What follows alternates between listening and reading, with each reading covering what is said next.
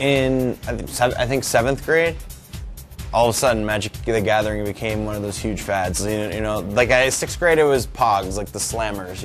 But 7th grade was Magic, and everyone thought it was a fad, but I mean, I knew it wasn't, and I never stopped playing it. And I've made a lot of friends through it, and I was actually discussing with some Magic players the other day, like, why does it transition so well? Well, A, you're always playing heads up, which is really, I mean, you have to learn to be aggressive, you have to learn to be passive, you have to, when you should like act like weak, when you should act like you have something you don't, you have to learn how to bluff. And, but I think probably one of the biggest things is that a lot of intelligent people gravitated to Magic the Gathering, and once you start going to these places and meeting these people and realizing you have a lot in common with them, and then all of a sudden poker happens, we immediately had like a group of people to just try to like dissect it like it was Magic. We were like already, because a lot of times you want to dissect Magic for like the format or whatever and figure out what the best card is, because it's like a rotating. Instead of 52 cards, there's like 300, maybe, like something that's like 700 in a format.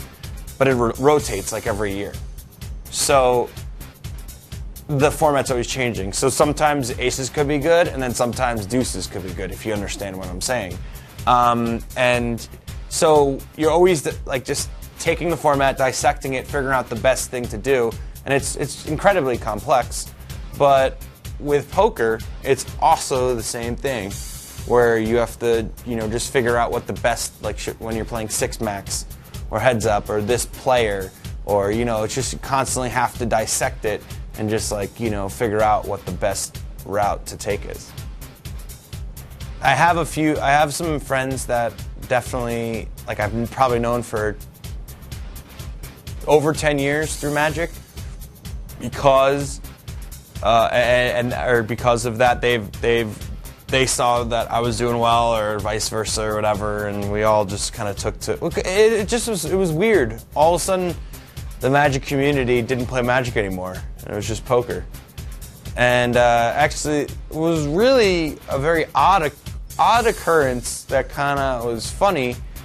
Was in U.S. Nationals, which is like the World Series of Poker for Magic, but it's just for the Americans in Magic.